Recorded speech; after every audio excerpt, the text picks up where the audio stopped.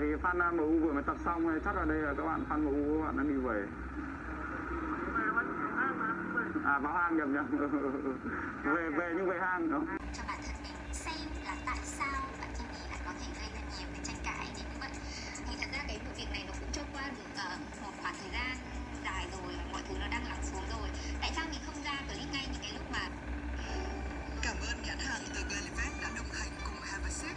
Đừng để những định kiến hay chuẩn mực xã hội làm ta quên đi chính mình là phiên bản độc nhất. Cũng như The Glenlivet dám phá vỡ cách thưởng thức whisky truyền thống để dám riêng bản Excellence Highball cocktail đầy sáng tạo độc đáo. The Glenlivet.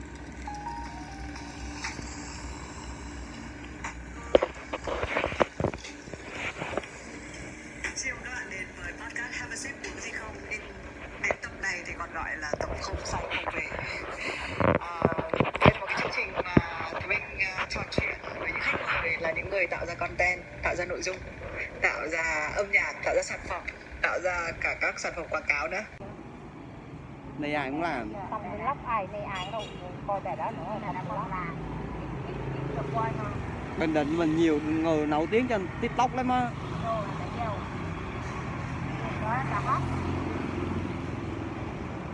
Bình Định mình nổi tiếng nhất là con ngăn bà mót. Sao giờ ta đang mơ thì nó đúng là được việc đâu, kêu mỏng nằng tác kiểu Vừa giờ nó muốn đi giày nhỉ vậy. Bây giờ nó muốn về nhảy nhạc giờ nhảy giờ chưa đúng đặc biệt được. Giờ cho kêu nó mặc bikini đứng nhảy cho anh hai coi. Riêng gì mình anh hai tập ta rúng giờ mấy ông coi chứ số ai đi coi nó mà giờ chưa đúng đặc biệt được. Ở bên em quay rồi bên em mày kêu bên em nhảy cái mà quay. Chụp ra trên TikTok mấy đứa bị đau như bên em lên TikTok đầy hết.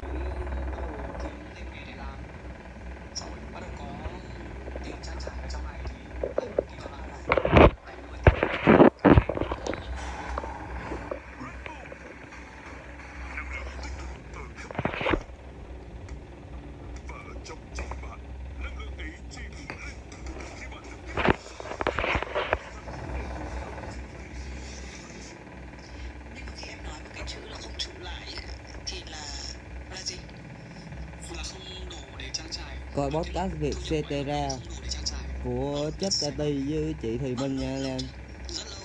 Tôi thích coi podcast lắm. Và lúc đấy là ở cái hành trình sự nghiệp của em là em đang ở điểm nào? Em đang ở điểm cũng có bài mà mọi người nghe một cách đại chúng, nhưng Có hết rồi. Yeah, nhưng mà chưa đủ để mình có thể có được nhiều thứ như bây giờ. Đó, và khi cái khách sạn làm sao rồi? Đang coi mà giật cảm ứng, đang coi mà giật cảm ứng.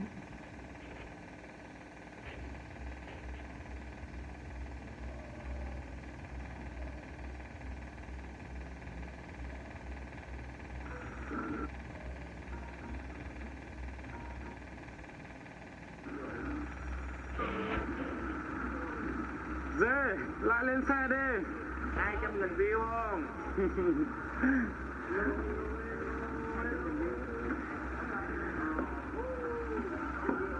Bây giờ sẽ là đi ăn tối trước, sau đấy là mới được đi xem các cầu thủ Liverpool tập luyện. Nghe đồn là tập 3 tiếng, tập từ 6 giờ cho đến tận 9 giờ tối. 3 tiếng cơ? Ừ. Vừa nghe con Thảo nó chém gió thế. Này bất cứ một thứ gì hồi xưa là kiểu như thời xưa là bây giờ bán hàng rồi lại phải có chụp hình quay phim, phải có quảng cáo trên TikTok đồ một chút vậy á, bán gốm cho còn bán như mình bây giờ bán ngoài đường, bán như mẹ em hay bán như nơi giờ hết ăn rồi. Giờ bán phải bán số lượng lớn rồi bà phải nhập tại kho, bà không có que trung gian, sau đó bà phải bán hàng phải gọi đi xe rồi các thứ, nó nhiều thứ lắm. Bà thấy này nước hoa nó cũng bán trên mạng mà cái gì cái chậu phân bón nó cũng bán trên mạng luôn. Cái giá đó bán mạng giá của Trung Quốc á Đầy thứ hết đó bà ơi. Này phụ hồ nó không đưa lên mạng nữa.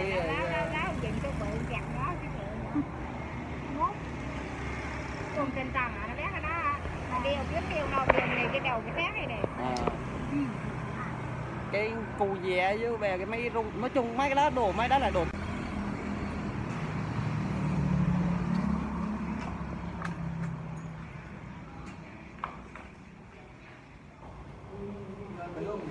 Nước à, chờ còn chút.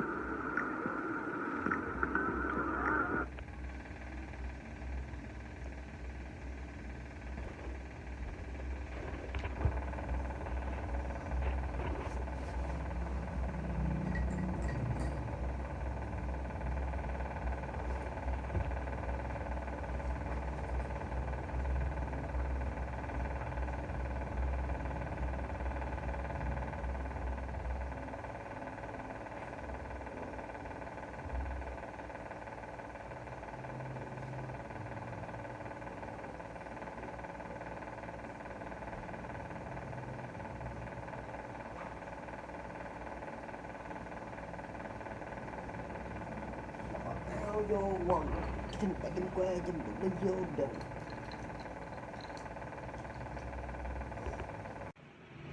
Khùng điên nó mới like, cái này tỉnh táo nó không like đâu. Này ai like là không có. Không có. Ai like thì mấy qua là không. Người ta dám like nè. Ai cho mình có bạn nói là có like. Tôi đang lên YouTube cho tôi đâu có đang lên Facebook đâu mà tự nhiên. Là YouTube.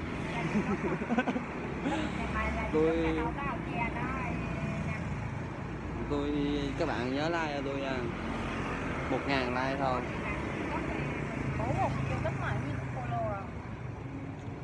1.000 follow. 1.000 follow ít xíu, người ta 1 triệu, người ta 1 triệu follow chứ kênh ông lụi không để tôi đang quay nè. Mình luôn á các bạn, đổ quậy lắm đó các bạn.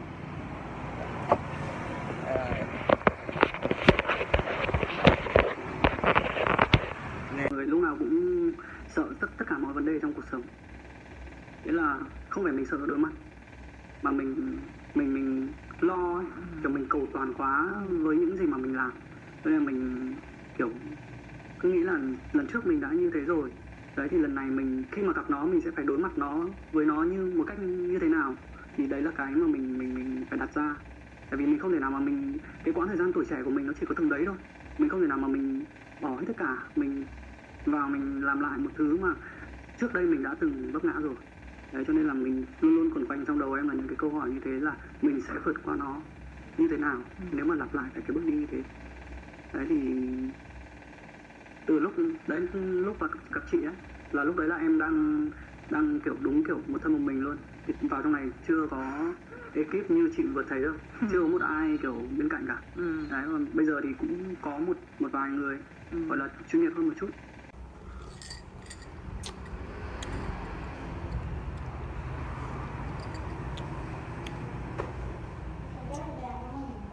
Dạ.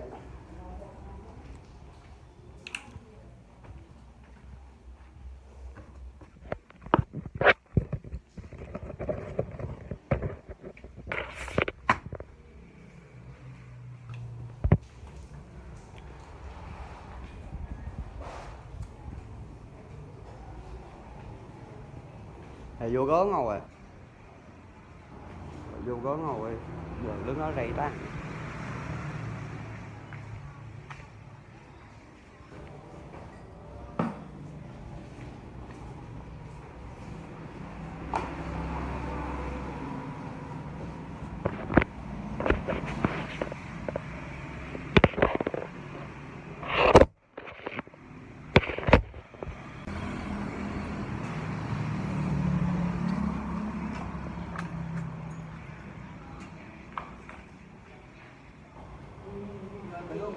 Nước à? Chờ bọn chút.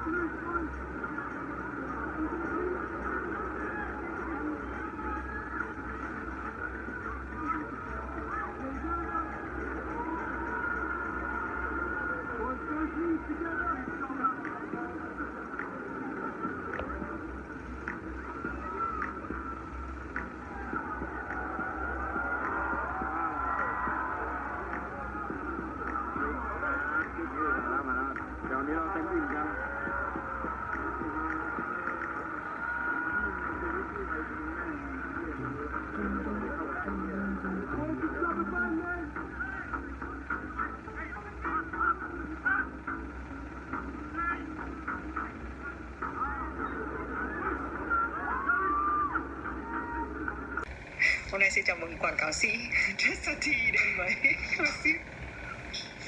Chưa gì đã vào đề như thế rồi. Đánh phổi đầu em thấy bao giờ? Nói chuyện quảng cáo sĩ và nói vui, mà cái câu này cũng chính là Jessie nói với chị mình, đúng không? Cũng là từ của Ti. Đây là một cái cuộc hội ngộ đặc biệt bởi vì là lần gần nhất mà mình phỏng vấn là không cay không về. Một số năm, cách đây 3 năm, lúc đó là con gái đầu của Jessie còn chưa ra đời. 3 năm trước, lúc đó cũng chưa có Rap Việt, bây giờ Rap Việt cũng đã là mùa thứ 2 rồi. Đấy, và thì mình rất là vui khi mà Jessie đồng ý đi với cuộc trò chuyện này. Có nghĩa là chị xuất hiện ở trong cuộc đời em từ Đúng rồi, những giai đoạn quan trọng là đúng buồn như thế này. không. Hôm nay xin chào mừng quảng cáo sĩ Jessie đến với ship. Chưa gì đã vào đề như thế rồi. Đánh phổi đầu em thấy bao giờ? Nói chuyện quảng cáo sĩ và nói vui, mà cái câu này cũng chính là Jessie nói với chị mình, đúng không? Cũng là từ của Ti. Đây là một cái cuộc hội ngộ đặc biệt bởi vì là lần gần nhất mà mình phỏng vấn là không cay không về. Một số năm, cách đây 3 năm, lúc đó là con gái đầu của Jessie còn chưa ra đời. 3 năm trước, lúc đó cũng chưa có Rap Việt, bây giờ Rap Việt cũng đã là mùa thứ 2 rồi. Đấy, và thì mình rất là vui khi mà Jessie đồng ý đi với cuộc trò chuyện này. Có nghĩa là chị xuất hiện ở trong cuộc đời em từ Đúng rồi, những giai đoạn quan trọng là đúng buồn như thế này. không. Hôm nay xin chào mừng quảng cáo sĩ Jessie đến với ship. Chưa gì đã vào đề như thế rồi. Đánh phổi đầu em thấy bao giờ? Nói chuyện quảng cáo sĩ và nói vui, mà cái câu này cũng chính là Jessie nói với chị mình, đúng không? Cũng là từ của Ti. Đây là một cái cuộc hội ngộ đặc biệt bởi vì là lần gần nhất mà mình phỏng vấn là không cay không về. Một số năm, cách đây 3 năm, lúc đó là con gái đầu của Jessie còn chưa ra đời. 3 năm trước, lúc đó cũng chưa có Rap Việt, bây giờ Rap Việt cũng đã là mùa thứ 2 rồi. Đấy, và thì mình rất là vui khi mà Jessie đồng ý đi với cuộc trò chuyện này.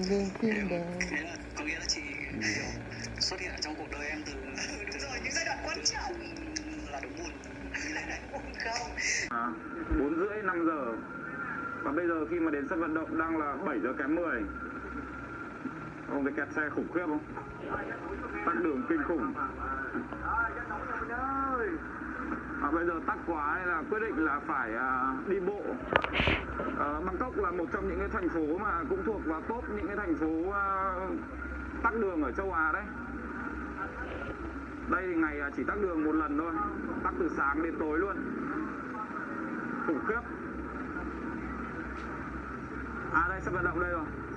Giới thiệu với tất cả các bạn, đây là sân vận động sân vận động gì nhỉ? Raja Mangala. Sân vận động Raja Mangala.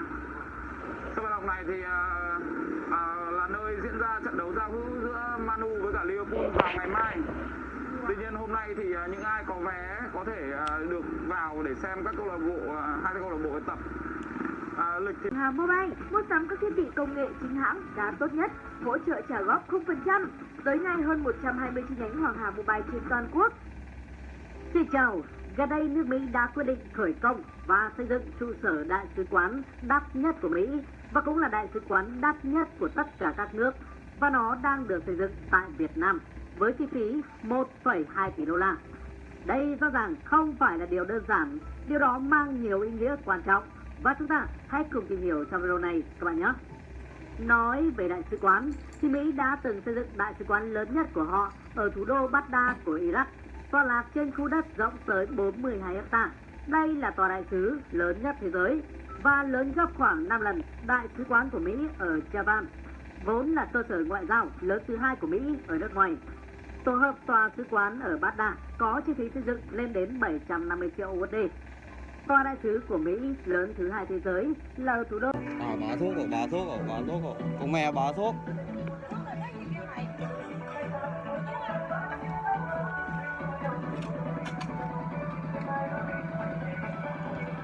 Ai sướng bệnh cu nữa.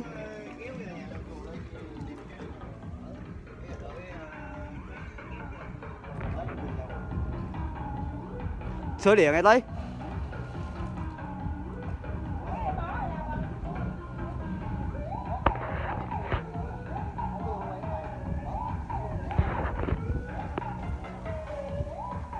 Mát lại.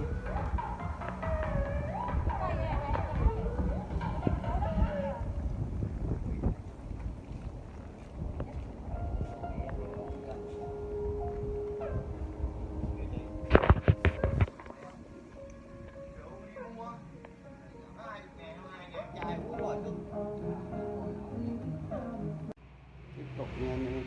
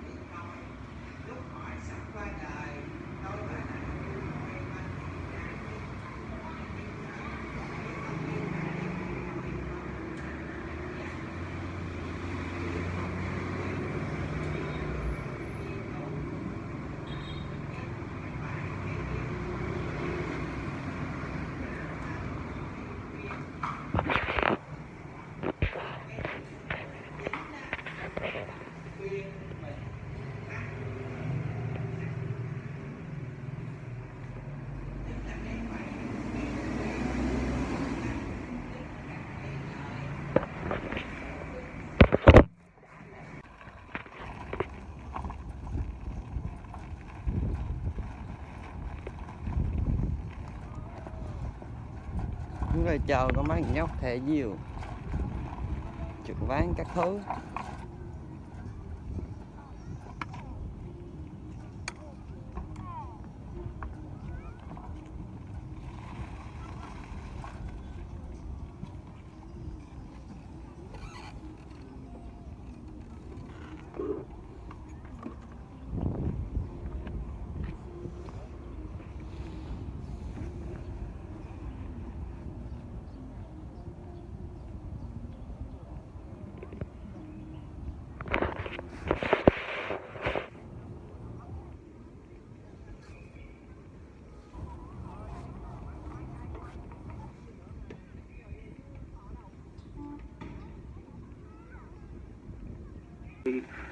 Kiểu Trong một vài ba năm người ta thấy là họ có cái sự thành công về nhạc nhưng mà họ lại không thành công về những cái mảng khác, cho nên là họ nản, xong rồi họ cũng bỏ rơi giữa đường. Đấy thì những cái trường hợp đấy em thấy rất là tiếc.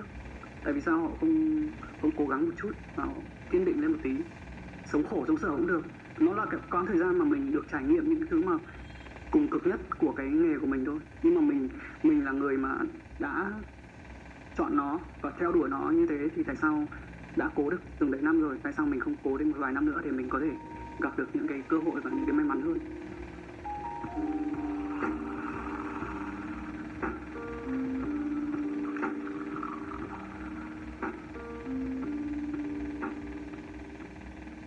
Thế là cái lần tiếp theo chuyển vào Sài Gòn thì nó là cái tâm thế trước khi đi em thì em có sợ là sẽ không trụ lại nữa không? Hay lúc đấy cái tâm thế nó khác? Có.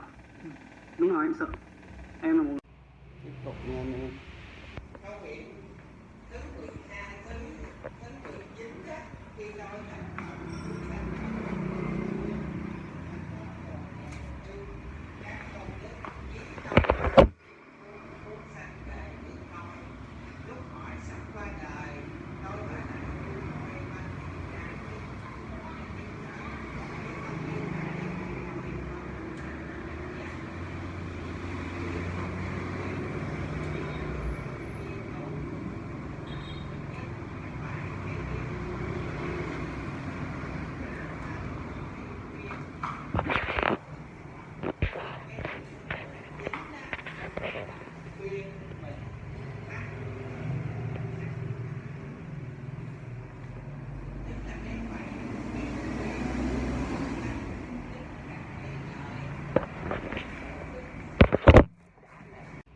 Tiếp tục nha anh em.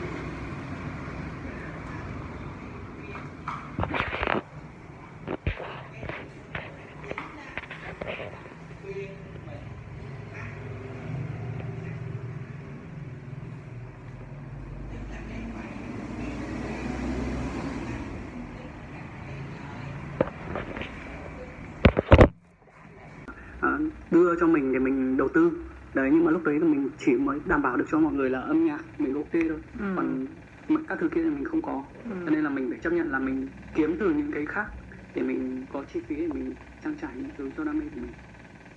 Cái đấy cũng là một cái thú vị. Tôi không nhỉ? biết mà Bởi vì ở đây nếu nó mà bị dính với bản người bên quyền ngoài không? hoặc khán giả chưa chắc đã biết điều là này. chắc không Biết sao rằng đâu là anh em. người ta cứ hay nghĩ rằng là một nghệ sĩ thì Tại cái vì đỉnh cao nhất có chỉ là có nói bài với hit thôi. cái Thế nhưng mà hóa ra là emote phía sau một cái đỉnh, một cái bài hit thì nó còn có nhiều thứ nữa. Thế nhưng Mấy mà đây bị chị loạn hỏi cả thêm mớ. là ở cái thời điểm đấy thì cái đấy là câu chuyện cá nhân của em, hay là những cái người nghệ sĩ mà cũng như em ấy cũng không trụ được? Hầu hết mọi người, rất nhiều người cũng cùng thời với em, cũng theo đuổi như em, nhưng mà vì thứ nhất là âm nhạc họ kén người nghe, họ không đến được với đại chúng nhiều, mặc dù là cái cộng đồng nghe nhạc của họ rất là lớn, nhưng mà về mặt thương mại nó còn rất nhiều thứ để đánh giá, cho nên là mọi người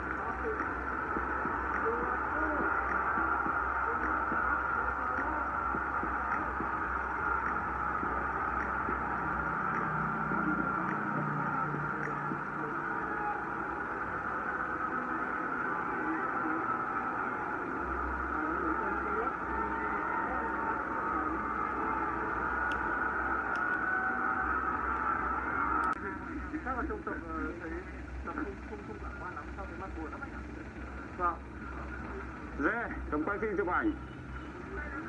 Trước khi mà đi vào sân vận động thì mình sẽ đi qua một cái dãy chợ trông nó hơi bị giống chợ tạm một tí. Ở đây nó sẽ có đồ ăn theo kiểu street food của Thái.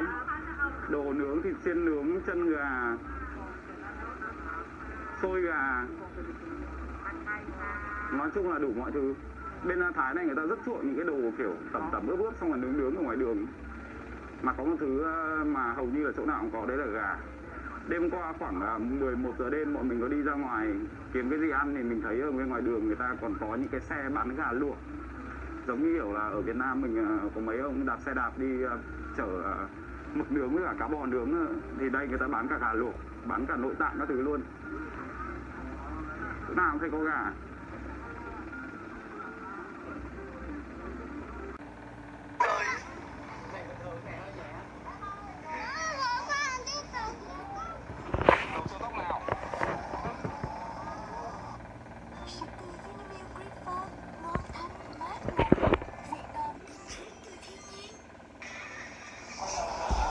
Chơi this.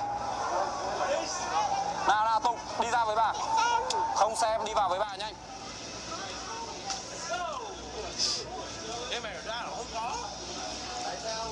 Let's do this. Tại sao chúng ta lại chơi cái này mà? Tôi mày không sợ đâu, đừng sợ.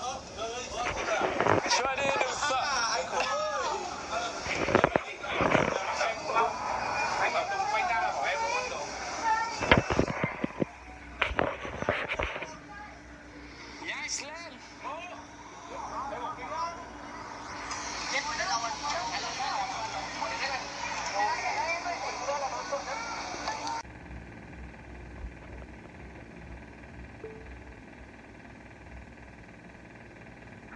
Thì mình hay nghĩ với hai cái tư cách, một là khán giả đang theo dõi, nghe nghệ sĩ nói một câu là mình phải cố gắng rất là nhiều, nghe nó giống một cái câu mà người ta hay nghe.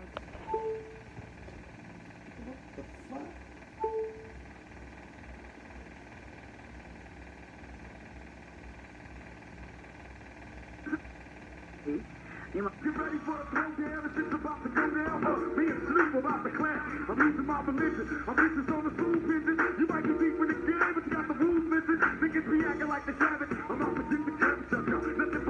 với tư cách là bạn bè ấy, thì mình thấu hiểu cái điều này.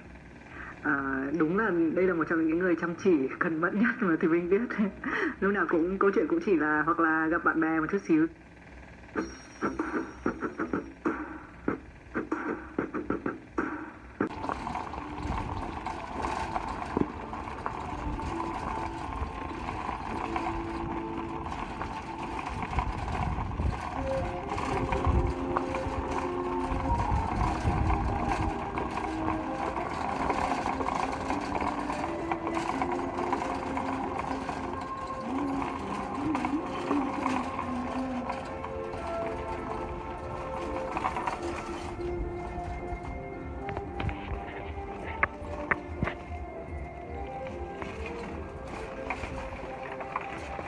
Clip mà được 1.000 like là mình gọi anh Nam nha mọi người.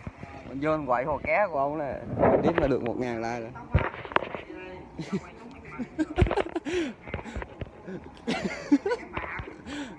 Đây là anh Nam nè, các bạn like mình 1.000 like là mình vô mình gọi hồ ké anh Nam nha các bạn.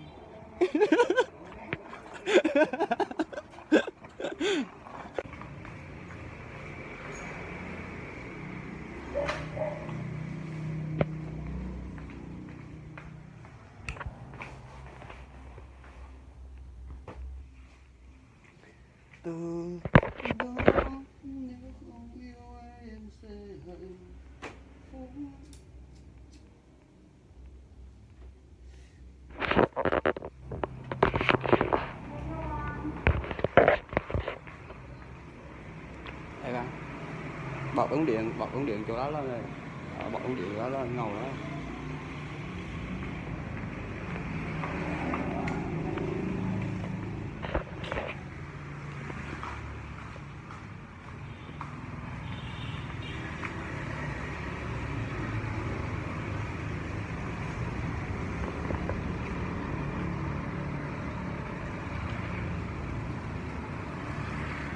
Thì có đường nào đó chạy nhanh như mấy thằng của mình đây.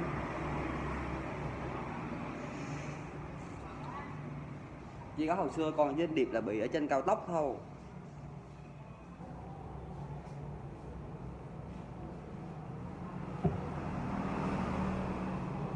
Giờ con hay Phương hay Điệp là đi xe trong đó quen rồi, kiểu đường nó nhiều, không có kiểu như mình nhớ đường rồi, đi nó quen. Cho vô nó đi dở lạc đường á.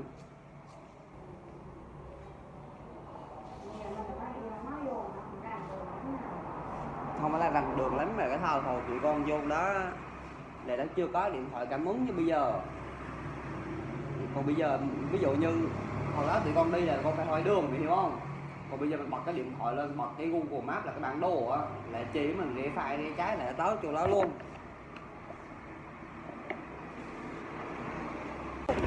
Tự nhiên cái làm quay cái làm sợ dữ rồi. Tao mà ngồi nó quay đây mà sợ là nói em. Mày sợ nổi tiếng ha? Sợ nổi tiếng em. Cái bà nào mà cháu đen nổi tiếng bà đâu cho. Mày quay mày nhé bộ nhé, ra mai có nhà tài trợ tới đây chợ mày bộ nhé. Bộ nhé trong kia làm gì đâu nhà. Ba mấy nhé thằng ba mấy luôn. Chết nữa. Ổn hả?